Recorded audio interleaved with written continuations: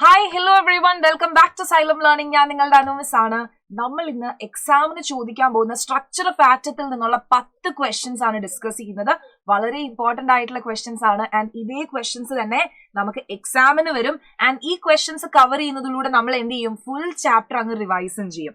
അപ്പൊ നോക്കുക, write any 2 characteristic properties of cathode rays. Cathode റേസിന്റെ ഏതെങ്കിലും 2 പ്രോപ്പർട്ടീസ് ചോദിച്ചുകൊണ്ട് പ്രീവിയസ് ഇയറിൽ ഒരുപാട് ചോദ്യങ്ങൾ 2 മാർക്കിന് ചോദിച്ചിട്ടുണ്ട്. അപ്പൊ നമുക്ക് കാഥോഡ് റേസിന്റെ മുഴുവൻ പ്രോപ്പർട്ടീസും പഠിച്ചു വെക്കണം. ഒരിക്കലും നിങ്ങൾ 2 പ്രോപ്പർട്ടീസ് മാത്രം പഠിച്ചുകൊണ്ട് പോകരുത്. നമ്മൾ എക്സാമിന് മുമ്പ് ഒരുപാട് ചാപ്റ്റേഴ്സ് പഠിക്കും. അപ്പൊ നമ്മൾ ആകെ 2 പ്രോപ്പർട്ടീസ് പഠിച്ചിട്ടുള്ളെങ്കിൽ എന്ത് പറ്റും, ഒരെണ്ണം മറന്നുപോയി കഴിഞ്ഞാൽ നമുക്ക് സീനാവും. അപ്പൊ എപ്പോഴും ഒരു 4 പ്രോപ്പർട്ടീസ് എപ്പോഴും പഠിച്ചു വെക്കാം. എന്ത് കാര്യത്തിന്റെയും കൂടുതൽ പോയിന്റുകൾ പഠിച്ചു വെക്കാം. അപ്പൊ 2 എണ്ണം മറന്നു പോയാലും എന്ത് കിട്ടും, ബാക്കിയുള്ളത് കിട്ടും. അത് ആലോചിച്ച് വെക്കാം കേട്ടോ. അപ്പൊ നോക്കുക, കാഥോഡ് റേസിന്റെ പ്രോപ്പർട്ടീസ്. ആദ്യത്തെ പ്രോപ്പർട്ടി എന്താ, ഇവര് കാഥോഡിൽ നിന്നാണ് തുടങ്ങുന്നത്. കാഥോഡിൽ നിന്ന് തുടങ്ങി കാഥോഡിൽ നിന്നുണ്ടായി ആനോഡിലേക്ക് പോകുന്നവർ അല്ലെ. കാഥോഡിൽ നിന്ന് സ്റ്റാർട്ട് ചെയ്ത് ആനോഡിലേക്ക് പോകും അല്ലെ.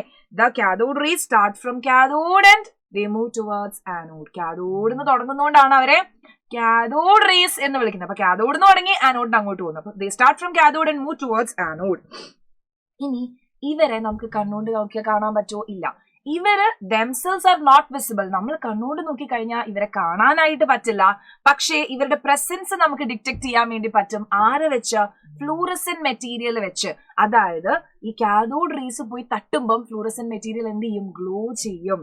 അപ്പൊ നോക്കിക്കേ, these rays themselves are not visible but their behaviour can be observed with the help of certain kind of material. ആ മെറ്റീരിയലിനെ വിളിക്കുന്ന പേരെന്താണ്? ഫ്ലൂറസെന്റ് അല്ലെങ്കിൽ ഫോസ്ഫറസെന്റ് മെറ്റീരിയലില് കാഥോഡ് റേ ഇങ്ങനെ വന്ന് തട്ടുമ്പം എന്ത് പറ്റും, ആ മെറ്റീരിയൽ ഗ്ലോ ചെയ്യും. അപ്പൊ എനിക്ക് മനസ്സിലായി, അതേ കാഥോഡ് റേ വന്നിട്ടുണ്ട് എന്ന് മനസ്സിലായി അല്ലെ. അപ്പൊ ഇതേപോലെ അപ്പൊ നിങ്ങളുടെ അടുത്ത് ചോദിക്കുകയാണ്, കാഥോഡ് റേ ട്യൂബ്സിന്റെ എക്സാമ്പിൾ പറയാമോ എന്ന് ചോദിച്ചാൽ നിങ്ങൾക്ക് പറയാം, പഴയ television picture tubes are example of cathode ray tubes. പഴയ TV ഒക്കെ വീട്ടിലിരിക്കുന്നുണ്ടെങ്കിൽ എന്ത് ചെയ്യുക, കുത്തി തുറന്ന് നോക്കുക. അപ്പൊ പിക്ചർ ട്യൂബ് കാണാനായിട്ട് പറ്റും. ആ പിക്ചർ ട്യൂബ്സ് എന്ന് പറയുന്നത് കാഥോഡ് റേ ട്യൂബ് ആണ്. ഇവിടെ നിന്ന് എന്ത് ചെയ്യാം, ഒരു എക്സാമ്പിൾ ചോദിക്കാം നിങ്ങൾക്ക്. ഒരു കാഥോഡ് റേ ട്യൂബിന്റെ എക്സാമ്പിൾ നിങ്ങൾക്ക് അറിയുന്നത് എഴുതാമോ എന്ന് ചോദിച്ചാൽ നിങ്ങൾക്ക് പറയാം, എന്താണ് ടെലിവിഷൻ പിക്ചർ ട്യൂബ്സ് എന്ന് പറയുന്നത്.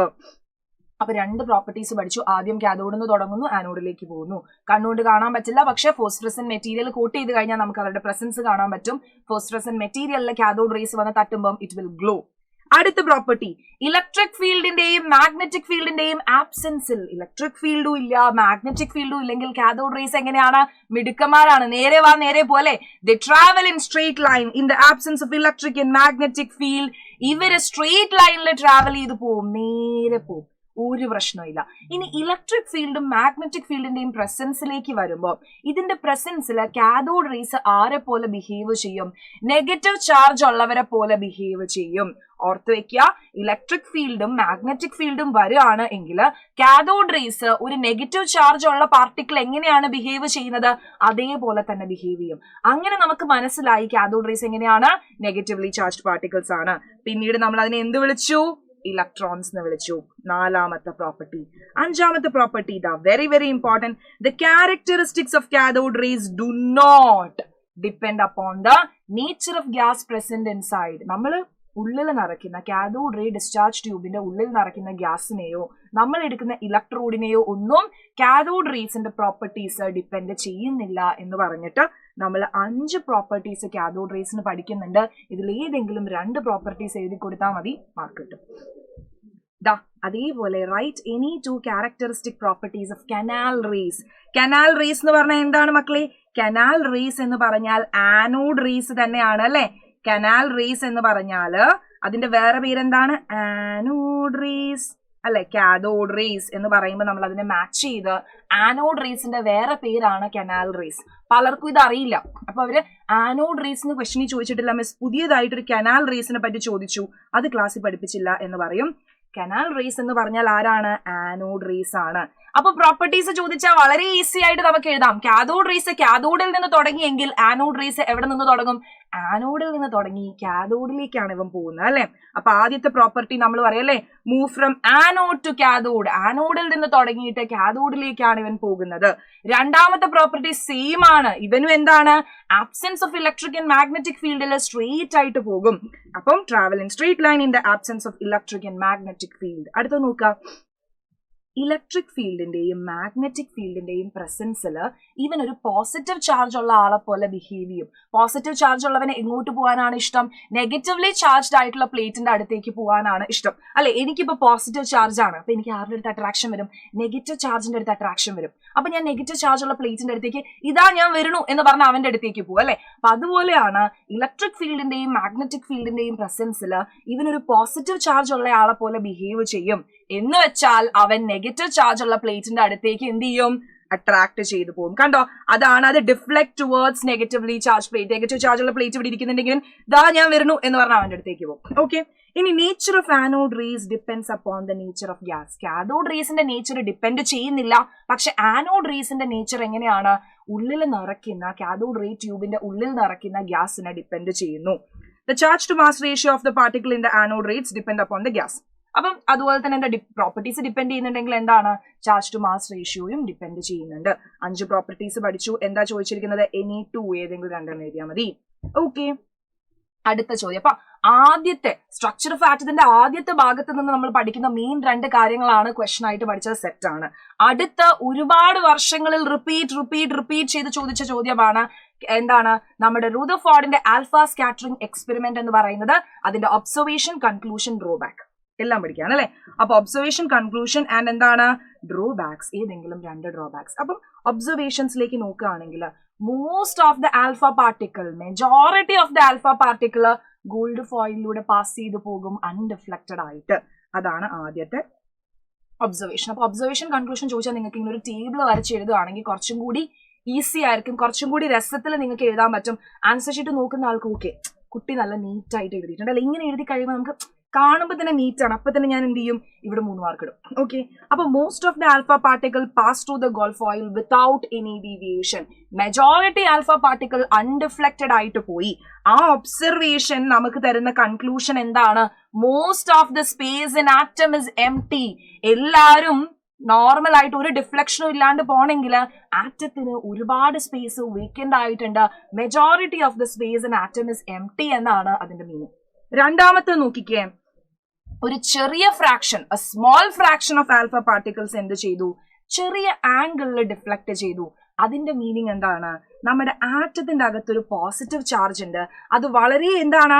ഒരു സ്മോൾ വോളിയത്തിലാണ് ലൊക്കേറ്റ് ചെയ്തിരിക്കുന്നത്. സെന്ററിലാണ്, അത് ന്യൂക്ലിയസ് ആണ് എന്ന് മനസ്സിലായി. ന്യൂക്ലിയസിൽ വന്ന് തട്ടുന്നവനാണ് ചെറിയ ആംഗിളിൽ ഡിഫ്ലക്ട് ചെയ്തു പോകുന്നത്.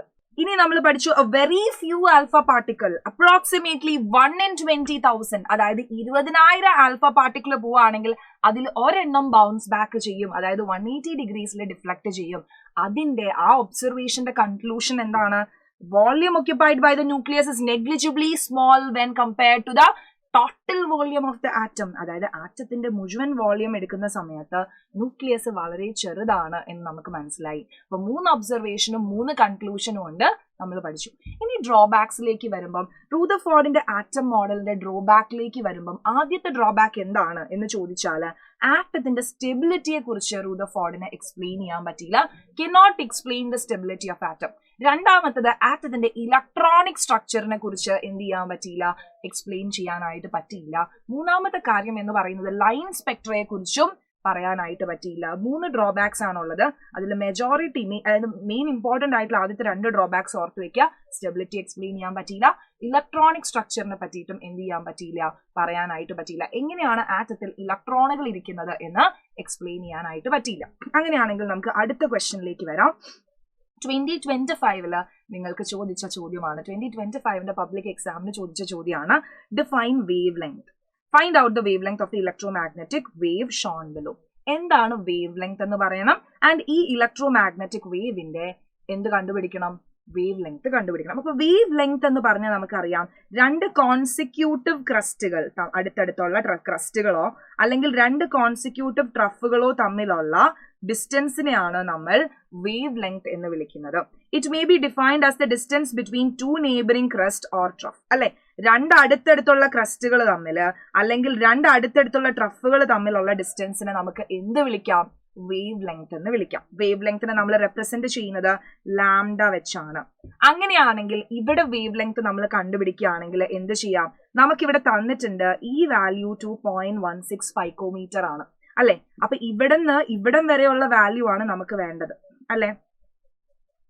ഇത്രയും കൂടി വേണം. അപ്പൊ ഇതിൽ എത്ര 2.16 ഉണ്ട്? ഇവിടെ നിന്ന് വീണ്ടും ഇതിന്റെ പകുതി വരെ എത്തിക്കഴിഞ്ഞാൽ അടുത്ത 2.16 ആയി.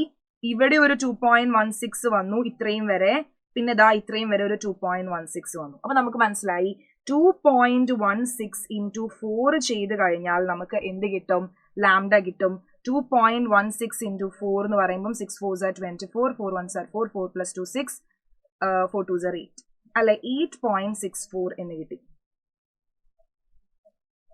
എത്രയാണ് യൂണിറ്റ്? പൈക്കോമീറ്റേഴ്സ് എന്നാണ് ചോദ്യത്തിൽ തന്നിരിക്കുന്നത്. അത് തന്നെ യൂണിറ്റ് കൊടുത്തു 8.64 പൈക്കോമീറ്റേഴ്സ്.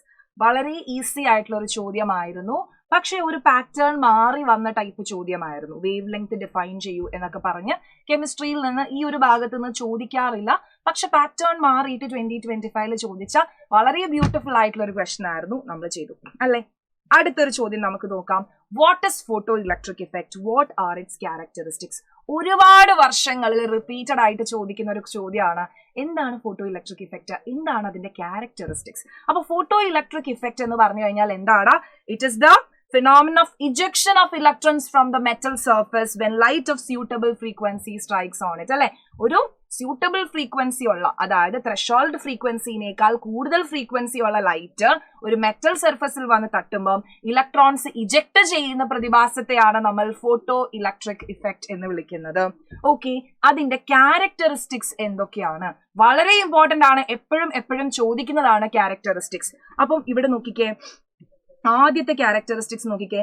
Electrons are ejected from the metal surface as soon as the beam of light strikes the surface. Beam of light metal സർഫസിൽ വന്ന് സ്ട്രൈക്ക് ചെയ്യുമ്പോൾ തന്നെ ഇലക്ട്രോൺസ് ഇജക്ട് ചെയ്യും. There is no time lag ഇല്ല. ഇനി നോക്കിക്കേ, the number of electrons ejected is proportional to intensity or brightness of light. ലൈറ്റിന്റെ brightness കൂടുതലാണെങ്കിൽ നമ്പർ ഓഫ് ഇലക്ട്രോൺസും കൂടുതൽ പുറത്തേക്ക് വരും. വളരെ മങ്ങിയ പ്രകാശമുള്ള വെളിച്ചമാണ് എങ്കിൽ എന്ത് പറ്റും? വരുന്ന നമ്പർ ഓഫ് ഇലക്ട്രോൺസിന്റെ എണ്ണവും കുറവായിരിക്കും. ഓക്കെ, ഇനി അടുത്തത് നോക്കിക്കേ. For each metal there is a minimum frequency called threshold frequency below which photoelectric effect is not observed. ഓരോ മെറ്റലുകളും നമ്മൾ എടുക്കുമ്പം അതിനൊരു മിനിമം ഫ്രീക്വൻസി ഉണ്ട്. അതിനെ നമ്മൾ വിളിക്കുന്ന പേരാണ് ത്രഷോൾഡ് ഫ്രീക്വൻസി. ത്രഷോൾഡ് ഫ്രീക്വൻസിയുടെ താഴെയുള്ള ഫ്രീക്വൻസി ഉള്ള ലൈറ്റ് വന്നാണ് തട്ടുന്നതെങ്കിൽ ഫോട്ടോ ഇലക്ട്രിക് ഇഫക്റ്റ് കാണാനായിട്ട് പറ്റില്ല. വളരെ ഇമ്പോർട്ടന്റ് ആയിട്ടുള്ള ക്യാരക്ടറിസ്റ്റിക്സ് ആണ്. അടുത്ത് നോക്കുക, kinetic energy of the electron. അതായത് കൈനറ്റിക് എനർജി എന്തിനാണ് ഡയറക്ട്ലി പ്രൊപ്പോർഷണൽ എന്ന് പറയുന്നത്? ഫ്രീക്വൻസിക്കാണ്. Kinetic energy is directly proportional to frequency. നമ്മുടെ ഇലക്ട്രോൺസ് പുറത്തേക്ക് വരുമ്പം എനർജി, കൈനറ്റിക് എനർജിയിലാണ് അത് മൂവ് ചെയ്ത് പോകുന്നത് അല്ലെ. അപ്പൊ ആ കൈനറ്റിക് എനർജീനെ ആരാണ് ഡിപ്പെൻഡ് ചെയ്യുന്നത്? വന്ന് തട്ടുന്ന ഇൻസിഡന്റ് ലൈറ്റിന്റെ ഫ്രീക്വൻസിനെയാണ്. Kinetic energy is directly proportional to frequency. Kinetic എനർജിയുടെ ഇക്വേഷൻ നിങ്ങൾക്ക് അറിയാമായിരുന്നല്ലോ. Kinetic energy is equal to h into nu minus nu naught എന്ന് പറഞ്ഞാണ് നമ്മൾ കൈനറ്റിക് എനർജിയുടെ ഇക്വേഷൻ എഴുതാറ്. ഓർമ്മയുണ്ട് അല്ലെ? യെസ്. അപ്പൊ ഈ 4 ക്യാരക്ടറിസ്റ്റിക്സും എന്ത് ചെയ്യുക? ഓർത്തിരിക്കുക. എപ്പോഴും ചോദിക്കുന്നതാണ് ഈ 2-4 point. Number of electrons ejected is directly proportional to intensity. Kinetic energy is directly proportional to frequency of incident light അല്ലെ. വന്ന് തട്ടുന്ന ലൈറ്റിന്റെ ഫ്രീക്വൻസി. ഓക്കെ. അങ്ങനെയാണെങ്കിൽ നമുക്ക് അടുത്ത ചോദ്യത്തിലേക്ക് പോവാം. ഒരു പ്രോബ്ലം ആണ്, ന്യൂമറിക്കൽ ക്വസ്റ്റൻ ആണ്, കൈനറ്റിക് എനർജി കണ്ടുപിടിക്കാനാണ്. The threshold frequency nu naught for a metal is തന്നിട്ടുണ്ട്. അപ്പൊ ഞാൻ എന്ത് ചെയ്യാണ്? ക്വസ്റ്റൻ എങ്ങനെ ചെയ്യേണ്ടത് ഞാൻ കാണിക്കാം. ഈ ക്വസ്റ്റൻ എക്സാമിന് വന്നു. അപ്പൊ ക്വസ്റ്റൻ വായിച്ച് ചുമ്മാ കഥ വായിക്കില്ല. ഞാൻ എന്ത് ചെയ്തു? ന്യൂ നോട്ട് തന്നിട്ടുണ്ട്, എടുത്തെഴുതുക. Nu naught is equal to 7 into 10 raised to 14. കണ്ടോ? ഇങ്ങനെയാണ് ഞാൻ ചോദ്യം വായിക്കുന്നത് കേട്ടോ. അടുത്തത് calculate kinetic energy. Okay, kinetic energy കണ്ടുപിടിക്കണം. അപ്പൊ തന്നെ ഇക്വേഷൻ എഴുതുക. Kinetic energy is equal to h into nu minus nu naught. എന്നിട്ടാണ് അടുത്ത് വായിക്കേണ്ടത്. Electron emitted when radiation of frequency. അടുത്ത ഫ്രീക്വൻസി തന്നു, ന്യൂ തന്നു, 1 into 10 raised to 15 per second എന്ന് പറഞ്ഞ് തന്നു. സന്തോഷം. ഇനി എച്ചിന്റെ വാല്യൂ തന്നില്ലല്ലോ മിസ്. എച്ചിന്റെ വാല്യൂ നമ്മൾ പഠിക്കണം. h is equal to 6.626 into 10 raised to minus 34 joule second. Yes. ഇനി നമുക്ക് വാല്യൂസ് ഒക്കെ തന്നിട്ടുണ്ടെങ്കിൽ ജസ്റ്റ് സബ്സ്റ്റിറ്റ്യൂട്ട് ചെയ്താൽ മതിയടാ. Kinetic energy is equal to h 6.626 into 10 raised to minus 34 into nu എത്രയാ വരുന്നത്? ന്യൂ എന്ന് പറയുന്നത് 1 into 10 raised to 15 ആണ്. ഇവിടെ ഞാൻ പരിപാടി ചെയ്യട്ടെ. ഇവിടെ 10 raised to 14, ഇവിടെ 10⁻15 പവർ ഈക്വൽ ആക്കി കഴിഞ്ഞാൽ നമുക്ക് എന്ത് ചെയ്യാം? ഇവരെ ഈസി ആയിട്ട് സബ്സ്ട്രാക്ട് ചെയ്യാം അല്ലെ? അപ്പൊ ഞാൻ ഇതിനെ 10⁻14 പവറിലാക്കുകയാണ്. 10 × 10⁻14 ആക്കി. വിരോധമുണ്ടോ? ആർക്കെങ്കിലും വിരോധമുണ്ടോ? എന്നാലും ഞാൻ ചെയ്യും. 10 × 10⁻14 അല്ലെ? അപ്പൊ ഇവിടെ kinetic energy is equal to ഇത് കിട്ടി. എന്നിട്ട് എന്ത് ചെയ്യാം? ന്യൂ എന്ന് പറയുന്നത് എന്താണ്? 10 × 10⁻14 അല്ലേ? 10 × 10⁻14. അതിൽ നിന്ന് എന്ത് കുറയ്ക്കണം? 7 × 10⁻14 കുറയ്ക്കാം. സിമ്പിൾ.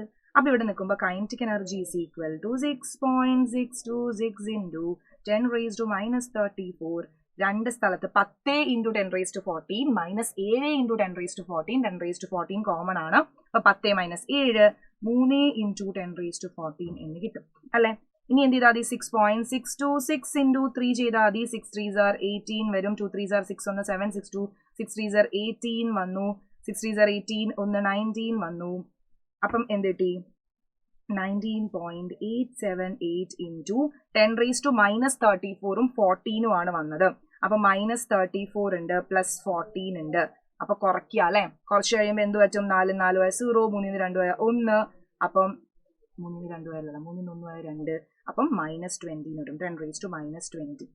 ഇനി ഇവിടെ ഞാനൊരു കാര്യം പറയട്ടെ. നമ്മൾ 10ന്റെ പവറാക്കി എഴുതുമ്പോൾ ആദ്യത്തെ നമ്പർ എന്ന് പറയുന്നത് 1ന്റെയും എത്രയുടെയാണ്? 9ന്റെയും 1ന്റെയും 10ന്റെയും ഇടയിലായിരിക്കണം. 1 to 9 നമ്പേഴ്സ് ആയിരിക്കണം. 1ന്റെയും 10ന്റെയും. അപ്പം 1.9 ഞാൻ എങ്ങനെ എഴുതും? 19 ഞാൻ എങ്ങനെ എഴുതും? 1.9 എന്ന് എഴുതും അല്ലെ? അപ്പൊ 1.9878 × 10⁻−19 എന്ന് വരും. അല്ലേടാ?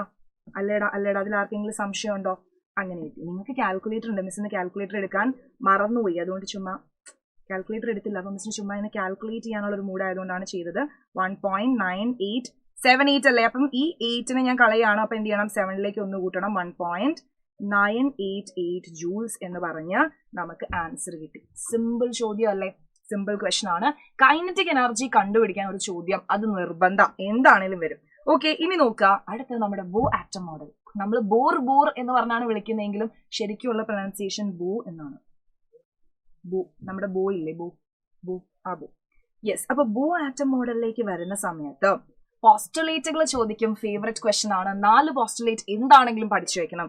2 ഡീമെറിറ്റ്സും പഠിച്ചു വെക്കാം. നോക്കുക എന്തൊക്കെയാണ് പോസ്റ്റുലേറ്റുകൾ എന്ന് നോക്കിക്കഴിഞ്ഞാൽ നമുക്കറിയാം നമ്മുടെ ഇലക്ട്രോൺസ് എന്ന് പറയുന്നത്. നമ്മുടെ ഇലക്ട്രോൺസ് എവിടെയാണ് ഇരിക്കുന്നത്? ന്യൂക്ലിയസിന് ചുറ്റും സർക്കുലർ പാത്തിലാണ് ഇരിക്കുന്നത്. ഈ സർക്കുലർ പാത്തുകൾക്ക് ഫിക്സഡ് എനർജിയും റേഡിയസും ഉണ്ട് എന്നാണ് ആദ്യത്തെ പോസ്റ്റുലേറ്റ്. ഈ സർക്കുലർ പാത്തുകളെ വിളിക്കുന്ന പേരാണ് ഓർബിറ്റ്സ് എന്നാണ് ആദ്യത്തെ പോസ്റ്റുലേറ്റ്സ് അല്ലെ? ഓർബിറ്റ്സ് സ്റ്റേഷനറി സ്റ്റേറ്റ്സ് അല്ലെങ്കിൽ അലൗഡ് എനർജി സ്റ്റേറ്റ്സ് എന്നാണ് വിളിക്കുന്നത്. ഫിക്സഡ് റേഡിയസും ഫിക്സ്ഡ് എനർജിയും ഉള്ള സർക്കുലർ പാത്തിലാണ് ഇലക്ട്രോണുകൾ ഇരിക്കുന്നത്. ഇവരുടെ പേര് ഓർബിറ്റ്, സ്റ്റേഷനറി സ്റ്റേറ്റ്സ് അല്ലെങ്കിൽ അലൗഡ് എനർജി ലെവൽസ്. ആദ്യത്തെ പോസ്റ്റുലേറ്റ് നമ്മൾ പഠിച്ചു. ഇനി എനർജി ഓഫ് എൻ ഇലക്ട്രോൺ എങ്ങനെയാണ്? സമയത്തിനനുസരിച്ച് മാറുന്നില്ല.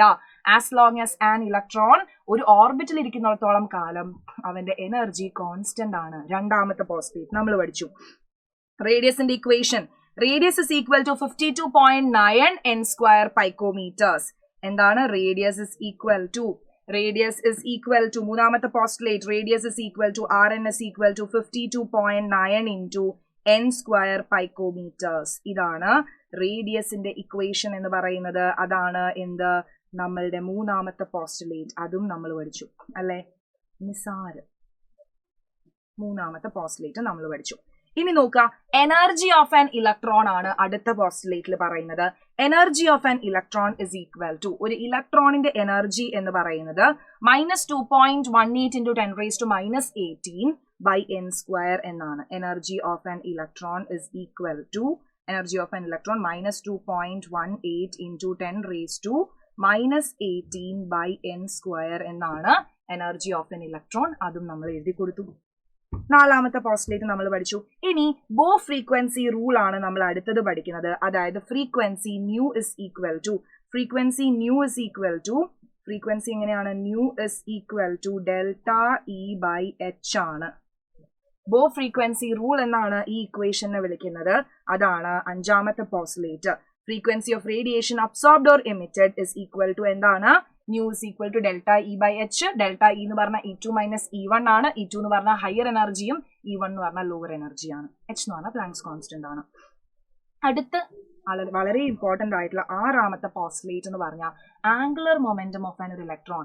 ഒരു ഇലക്ട്രോണിന്റെ ആംഗുലാർ മൊമെന്റം അതിന്റെ ഇക്വേഷൻ ആണ് m/v/r. Angular momentum is an integral multiple of h/2π. h/2π integer multiples ആണ് ആംഗുലാർ മൊമെന്റം. അതായത് എന്നിന്റെ വാല്യൂ 1, 2, 3, 4 എന്ന് പറഞ്ഞേ പോവാൻ പാടുള്ളൂ. 1.5, 1.8, 3.6 എന്നൊന്നും പറഞ്ഞ് എന്നിന്റെ വാല്യൂ വരില്ല. എന്നിന്റെ വാല്യൂ എന്ന് പറയുന്നത് ഇന്റിജർ ആയിരിക്കണം. അതാണ് 6ാമത്തെ postulate. Angular momentum of an electron is an integral multiple of h/2π എന്നാണ് അടുത്ത പോസ്റ്റുലേറ്റ് വരുന്നത്. ഓക്കെ, അടുത്ത ചോദ്യം നമുക്ക് നോക്കാം. Important limitations. ബോർ ആറ്റം മോഡലിന്റെ ഇമ്പോർട്ടന്റ് ലിമിറ്റേഷൻസ് എന്തൊക്കെയാണ് എന്നാ ചോദിച്ചിരിക്കുന്നത്. ഇമ്പോർട്ടന്റ് ലിമിറ്റേഷൻസ് ബോർ ആറ്റം മോഡലിലേക്ക് വരുമ്പോൾ അതിന് ഹൈഡ്രജൻ സ്പെക്ട്രം എന്ത് ചെയ്യാൻ പറ്റിയില്ല, എക്സ്പ്ലെയിൻ ചെയ്യാനായിട്ട് പറ്റിയില്ല. അതേപോലെ സ്റ്റാർക്ക് ഇഫക്റ്റും സീമൻ ഇഫക്റ്റും എന്ത് ചെയ്യാൻ പറ്റിയില്ല, എക്സ്പ്ലെയിൻ ചെയ്യാനായിട്ട് പറ്റിയില്ല. അതേപോലെ അത് 1 ഇലക്ട്രോൺ സിസ്റ്റത്തിന് മാത്രമായിരുന്നു ആപ്ലിക്കബിൾ. മോർ ദാൻ 1 ഇലക്ട്രോൺസ് ഉള്ള മൾട്ടി ഇലക്ട്രോൺ സ്പീഷ്യസിന് നമ്മുടെ Bohr atom model is not applicable അല്ലെ. അതർ ദാൻ ഹൈഡ്രജൻ ആയിട്ടുള്ള ആർക്കും നമുക്ക് പറ്റാനായിട്ട് പറ്റില്ല. അതേപോലെ എന്താണ്, മോളിക്യൂൾസ് എങ്ങനെ ഫോം ചെയ്യുന്നു, കെമിക്കൽ ബോൺസിനെ കുറിച്ച് ഒന്നും പറയാനായിട്ട് പറ്റിയില്ല. അതേപോലെ it did not consider the wave character of matter and Heisenberg's uncertainty principle. Heisenberg's uncertainty പ്രിൻസിപ്പിളും വേവ് ക്യാരക്ടർ ഓഫ് മാറ്ററും ഒന്നും പറയാനായിട്ട് സാധിച്ചില്ല. അങ്ങനെയാണെങ്കിൽ നമുക്ക് അടുത്ത ചോദ്യം നോക്കാം. ടെക്സ്റ്റ് ബുക്കിലുള്ള ഒരു ക്വസ്റ്റ്യൻ ആണ് ആൻഡ് ഇത് ഒരുപാട് തവണ റിപ്പീറ്റ് ചെയ്ത് ചോദിച്ചിട്ടുണ്ട്. What will be the wavelength of a ball of mass 0.1 kg moving with a velocity 10 m/s? നമുക്ക് wavelength associated with ball ആണ് നോക്കേണ്ടത് അല്ലെ. അപ്പൊ നമുക്കറിയാം മാറ്ററിന്റെ ഡ്യുവൽ ക്യാരക്ടർ കാണിക്കുന്ന de Broglie ഇക്വേഷൻ ആണ് lambda is equal to h/m/v ആണ് നമുക്ക് വേണ്ടത് അല്ലെ. അപ്പൊ ഇവിടെ നമുക്ക് ലാംഡ ആണ് കണ്ടുപിടിക്കേണ്ടത്. മാസ് നമുക്ക് തന്നിട്ടുണ്ട്. ബോളിന്റെ മാസ് 0.1 kilograms ആണ്. ബോളിന്റെ വെലോസിറ്റി 10 m/s ആണ്. വെറുതെ സബ്സ്റ്റിറ്റ്യൂട്ട് ചെയ്ത് കഴിഞ്ഞാൽ ആൻസർ കിട്ടും. h is equal to 6.626 into 10⁻⁻34 divided by mass is equal to 0.1, velocity is equal to 10, which is equal to എന്ത് കിട്ടും, 0.1 into 10 1 ആണ്. 6.626 into 10⁻⁻34 മീറ്റേഴ്സ് എന്ന് പറഞ്ഞ് നമുക്ക് എന്ത് കിട്ടി, വേവ് ലെങ്ത് കിട്ടി. വളരെ ഇമ്പോർട്ടന്റ് ആണ് de Broglieയുടെ ഡ്യുവൽ നേച്ചർ ഓഫ് മാറ്റർ പറയുന്ന ഈ equation lambda is equal to h/mv എന്ന് പറയുന്ന ഇക്വേഷന് നമുക്ക് എന്താണെങ്കിലും ഒരു ചോദ്യം ചോദിക്കും. de Broglie's equation is very very important. Okay, ഇനി നോക്കാം അടുത്ത വളരെ ഇമ്പോർട്ടന്റ് ആയിട്ടുള്ള ഒരുപാട് വർഷങ്ങളിൽ റിപ്പീറ്റ് ചെയ്തിട്ടുള്ള 2024 ബോർഡ് എക്സാമിന് ചോദിച്ചിട്ടുള്ള ചോദ്യമാണ്. Write the statement and significance of Heisenberg's uncertainty principle. Statement എഴുതാ, സിഗ്നിഫിക്കൻസ് പറയാം, ഒരു പ്രോബ്ലം ചെയ്യാനുണ്ട്. അപ്പൊ നമുക്ക് ആദ്യം എന്ത് ചെയ്യാം, സ്റ്റേറ്റ്മെന്റും സിഗ്നിഫിക്കൻസും നോക്കാം. ഹീസൻബർഗ് അൺസർട്ടനിറ്റി പ്രിൻസിപ്പിൾ എന്താണ് പറയുന്നത്? It is impossible to determine exactly and simultaneously the position and velocity of a subatomic particle like electron.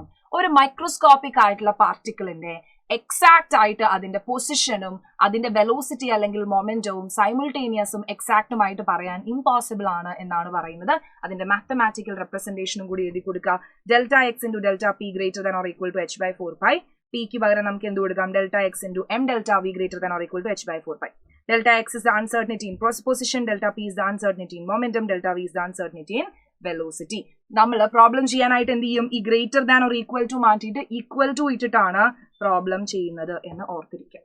ഇനി ഇതിന്റെ സിഗ്നിഫിക്കൻസിലേക്ക് വരുന്ന സമയത്ത് നമുക്കറിയാം, നമുക്ക് എക്സാക്ട് ആയിട്ട് ഇവരുടെ പൊസിഷനും വെലോസിറ്റിയും പറയാൻ പറ്റുന്നില്ലെങ്കിൽ it rules out the existence of definite path of electrons and other similar particles. ഇതിന് ഡെഫിനിറ്റ് ആയിട്ടുള്ള ഒരു പാത്ത് ഉണ്ട് എന്ന് നമുക്ക് പറയാനായിട്ട് സാധിക്കില്ല. പകരം എന്ത് കോൺസെപ്റ്റ് വന്നു, ഓർബിറ്റൽ എന്ന് പറയുന്ന ഒരു കോൺസെപ്റ്റ് വന്നു. What is orbital? ഇലക്ട്രോണിനെ കാണാൻ മാക്സിമം പ്രോബബിലിറ്റി ഉള്ള ഏരിയ എന്നേ പറയാൻ പറ്റുള്ളൂ. അല്ലാണ്ട് ഇവിടെ പോയി നോക്കൂ അവിടെ കറക്റ്റ് ആയിട്ട് ഇലക്ട്രോൺ ഇരിക്കുന്നുണ്ട് എന്ന് ബോ പറയുന്ന പോലെ പറയാൻ പറ്റില്ല എന്ന് മനസ്സിലായി. അപ്പൊ rules out the existence of definite path for electron.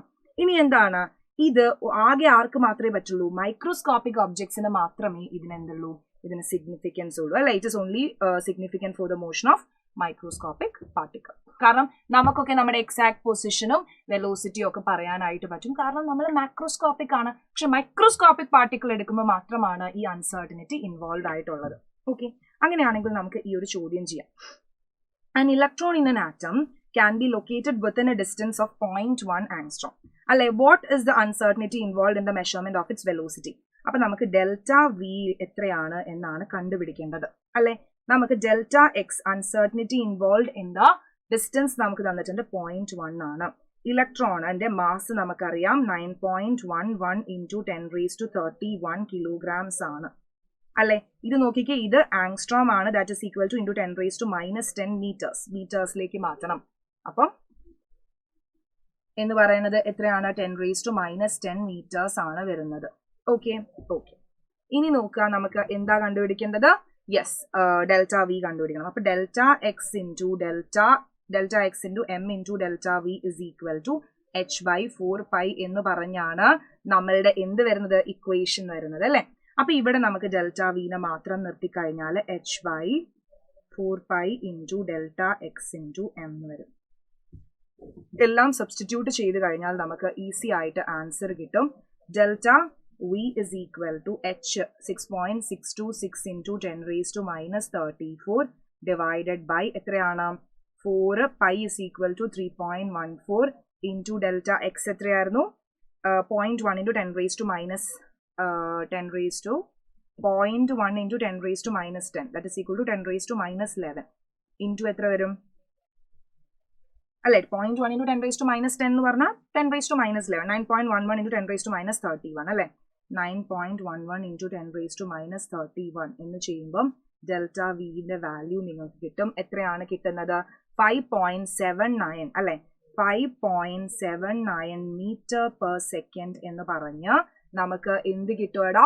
നമുക്ക് ഡെൽറ്റ വി വെലോസിറ്റിയുടെ അൺസർട്ടനിറ്റിയുടെ വാല്യൂ കിട്ടും. വളരെ ഇമ്പോർട്ടന്റ് ആണ്. നമ്മുടെ ലാംഡ ഇസ് ഈക്വൽ ടു h/mv-യിൽ നിന്നും അതേപോലെ ഹീസൻബർഗ്സ് അൺസർട്ടനിറ്റി പ്രിൻസിപ്പിൾ നിന്നും ഒരു ന്യൂമറിക്കൽ എന്തായാലും വരും. ഫോട്ടോ ഇലക്ട്രിക് ഇഫക്റ്റിൽ നിന്നും ഒരു ന്യൂമറിക്കൽ എന്തായാലും വരും. Very very very important. Okay. അടുത്തത് നമുക്ക് ക്വാണ്ടം നമ്പേഴ്സിൽ നിന്നൊരു ചോദ്യം ചെയ്യാം. In order to specify the size, energy, shape and orientation of orbitals and spin of the electrons, we need 4 quantum numbers. ഏതാണ് ആ 4 quantum numbers എന്ന് പറയുന്നത്? 4 quantum numbers ഏതൊക്കെയാണ്? ആദ്യത്തെ ക്വാണ്ടം നമ്പർ എന്ന് പറയുന്നത് പ്രിൻസിപ്പൽ ക്വാണ്ടം നമ്പർ ആണ്. രണ്ടാമത്തെ ക്വാണ്ടം നമ്പർ എന്ന് പറയുന്നത് അസിമുത്തൽ ക്വാണ്ടം നമ്പർ ആണ്. മൂന്നാമത്തെ ക്വാണ്ടം നമ്പർ എന്ന് പറയുന്നത് ആരാണ്? മാഗ്നറ്റിക് ക്വാണ്ടം നമ്പർ ആണ്. നാലാമത്തെ സ്പിൻ ആണ് അല്ലെ. അപ്പം പ്രിൻസിപ്പൽ ക്വാണ്ടം നമ്പറിനെ നമ്മൾ n വെച്ചാണ് റെപ്രസെന്റ് ചെയ്യുന്നത്, അസിമുത്തലിനെ L വെച്ചാണ്, മാഗ്നറ്റിക്കിനെ M വെച്ചാണ്, സ്പിന്നിനെ S വെച്ചാണ്. Represent the orbital with the following quantum numbers. n-ന്റെ വാല്യൂ 4ഉം L-ന്റെ വാല്യൂ 0 ആണെങ്കിൽ നമ്മൾ ആ ഓർബിറ്റലിനെ എന്ത് വിളിക്കും? 4s എന്ന് വിളിക്കും അല്ലെ. Yes. State the rules behind the electronic configuration in an atom. ഒരു ആറ്റത്തില് നമുക്കറിയാം ഇലക്ട്രോൺസിനെ നിറയ്ക്കുമ്പോൾ 3 റൂൾസ് നമ്മൾ പഠിക്കുന്നുണ്ട്. ആ 3 റൂൾസും വളരെ വളരെ ഇമ്പോർട്ടന്റ് ആണ്. എല്ലാ കൊല്ലവും എക്സാമിന് ഏതെങ്കിലും ഒരു റൂൾ അല്ലെങ്കിൽ 2 റൂൾ എഴുതാനായിട്ട് ചോദിക്കും. അപ്പൊ നമുക്ക് 3 റൂളും പഠിക്കാം. ആദ്യത്തെ റൂൾ എന്ന് പറയുന്നത് ഓഫ് ബോ പ്രിൻസിപ്പിൾ ആണ്. ഇറ്റ് സ്റ്റേറ്റ്സ് ദാറ്റ് എന്താണ്? ഇൻക്രീസിംഗ് ഓർഡർ ഓഫ് എനർജിയിലാണ് ഓർബിറ്റലുകളെ ഫില്ല് ചെയ്യുന്നത്. Orbitals are filled in the increasing order of energy. രണ്ടാമത്തെ റൂള് പോളീസ് എക്സ്ക്ലൂഷൻ പ്രിൻസിപ്പിൾ ആണ്. ഇറ്റ് സ്റ്റേറ്റ്സ് ദാറ്റ് എന്താണ്? No 2 electron in an atom can have the 4 set of quantum numbers. അതായത് ഒരു ഓർബിറ്റലിൽ ഇരിക്കുന്ന 2 ഇലക്ട്രോണിന് ഒരേപോലെ ആവരുത് 4 ക്വാണ്ടം നമ്പറും. അതായത് സ്പിൻ ക്വാണ്ടം നമ്പർ എപ്പോഴും എങ്ങനെയായിരിക്കണം? ഡിഫറെന്റ് ആയിരിക്കണം അല്ലെ. No 2 electron in an atom can have the same set of 4 quantum numbers or an orbital can accommodate maximum of 2 electrons with opposite spin. അതായത് ഒരേ ക്വാണ്ടം നമ്പർ വരരുത് എന്ന് പറഞ്ഞാൽ അതിന്റെ മീനിങ് എന്താണ്? ഒരു ഓർബിറ്റലിൽ മാക്സിമം 2 ഇലക്ട്രോണിന് ഇരിക്കാം. ആ 2 ഇലക്ട്രോൺ എങ്ങനെയായിരിക്കും? ഓപ്പോസിറ്റ് സ്പിൻ ഉള്ളവരായിരിക്കും. ഒരെണ്ണം +½ ആണെങ്കിൽ മറ്റത് -½ ആയിരിക്കും. ഓക്കെ. ഇനി ഹൺസ് റൂളിലേക്ക് വരുന്ന സമയത്ത് ഹൺസ് റൂൾ എന്താ പറയുന്നത്? ഹൺസ് റൂൾ പറയുന്നത് ഇലക്ട്രോണ് പെയറിംഗ് നടക്കുമ്പം എങ്ങനെയാണ്? ആദ്യം ഡീജനറേറ്റ് ഓർബിറ്റൽസ് പാർഷ്യലി ഫിൽ ചെയ്യണം, then only pairing takes place അല്ലെ.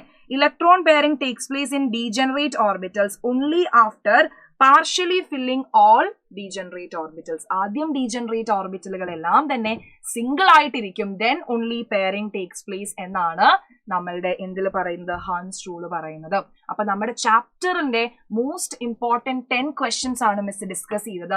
ഈ ചോദ്യത്തിലൂടെ നമ്മൾ ചാപ്റ്ററിനെ ഒന്ന് റിവൈസ് ചെയ്യുകയും ചെയ്തു. അപ്പൊ ഇനിയും നിങ്ങൾക്ക് ഏതെങ്കിലും ടോപ്പിക്സോ ഏതെങ്കിലും ക്വസ്റ്റ്യൻസ് ഒക്കെ മിസ് ഡിസ്കസ് ചെയ്യണം എന്നുണ്ടെങ്കിൽ ഈ വീഡിയോയുടെ അടിയിൽ കമന്റ് ചെയ്യുക. ഇനിയും ഒരുപാട് ടോപ്പിക്സ് ആയിട്ട് മിസ് വരാം. Thank you everyone.